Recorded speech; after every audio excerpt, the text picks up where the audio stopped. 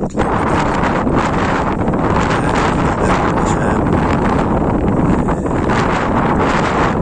نعرف الناس ليه احنا هنا عاملين الأوضة بتاعت النحل دي، ليه عملنا المنحل كده جوه أوضة زي دي.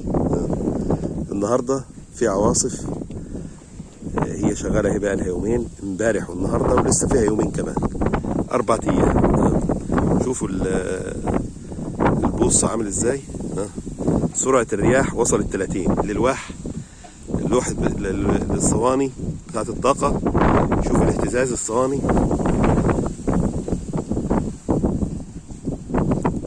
بس عشان الناس تعرف سرعة الرياح وصلت 30 كيلو في الساعة. الرياح في الساعة. فادي الصواني بتتهز اهيت.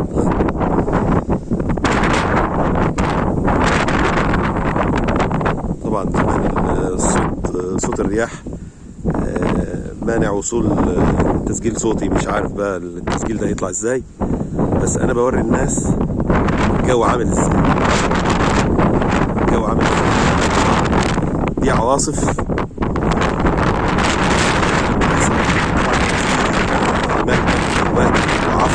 يعني دخلت في عيني ما كنتش شايف خالص. فطبعا قفلنا وبطلنا شغل في الارض وقفلنا، جينا هنا ايه، دخلنا في البيت من فوق وقفلنا على نفسنا طبعا، واستخبينا من الساعة 12. يعني كل يوم لو عرفنا ننزل بس شوية كده، نخرج اشوف الاكياس اللي في الهواء بيعمل فيها ازاي. هنبص بقى على النحل. الحمد لله اوضه زي ديت بتحميه بشكل يعني كبير جدا. النحل طبيعته اصلا ما يطلعش في الاجواء دي. فاهو طبعا يعني غلط ان انت تفتح النحل في الايام دي، مش كويس. حتى شوف التراب وصل فين، التراب جه فين. بس الحمد لله يعني هو كده باذن الله في مأمن.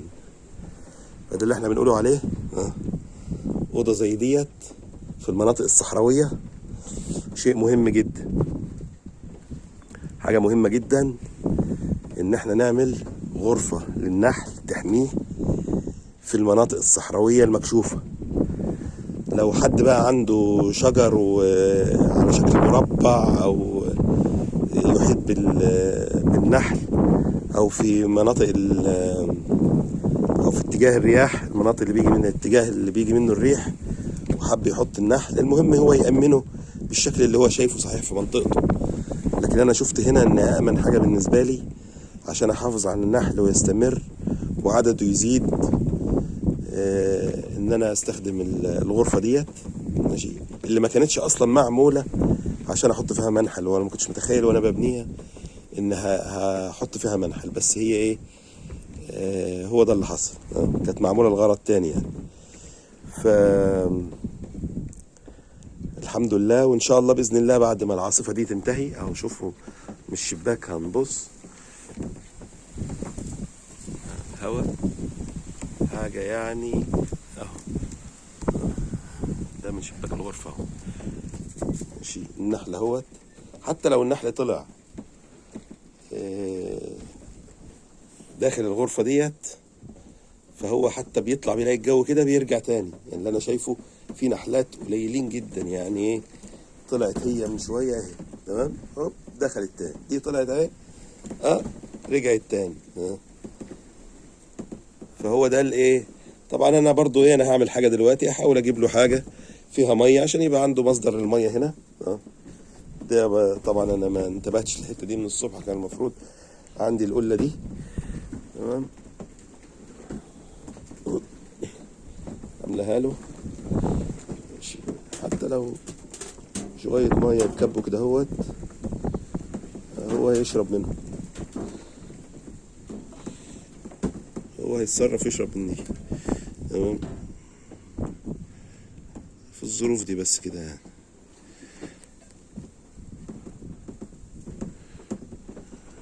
اهو وبرضه هجيب له ميه لو طلع حتى بره نوت، فهو في مأمن. لو طلع مجرد ما يطلع يلاقي الجو كده يرجع تاني، خلاص هو في مأمن. وبعدين ايه، عاصفة بقى قعدت 3 ايام 4 ايام، عنده اكله، هو بيخزن العسل وبيخزن حبوب اللقاح والكلام ده كله هو بيعمل لنفسه، هو مش بيعمل لنا. النحل بيعمل لنفسه كل الاكل ولذلك دايما حافظ ان يكون في رصيد من العسل داخل الخلية. ما تطمعش ان انت تاخد كل العسل، لازم تسيب عسل داخل الخلية، لان النحل لو ما لقاش العسل يبقى كده، لو ما فيش ملكة او ما فيش عسل هياخد بعضه ويطلع. والملكة لو موجودة هتاخده وتمشي.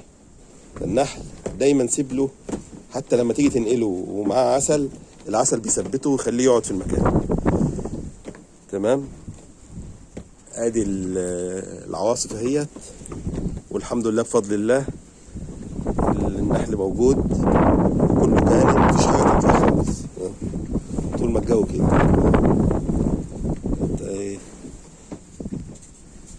شويه ميه جم على باب الخليه اهوت، هيستفيدوا منه. شويه ميه اهي جم وقعوا من فوق من النوم اللي انا كنت حاطه، هيستفيد منه، هيشربوا كله دلوقتي من على الخشب كده. والله فكره يعني، جه فكره برضو مش وحشه.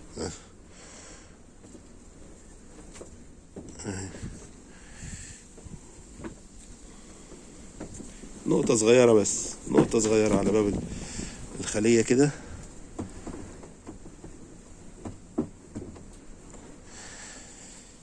المهم الحمد لله ان فكرة المكان المتأمن شيء مهم جدا، وسبب ان هو يحافظ على النحل في الكام يوم دول. في نحلات بتطلع للأسف النحلة قوية جدا ممكن ترجع في العاصفة دي، لكن ممكن بعض النحل ما يقدرش يجي، ما يقدرش يرجع تاني.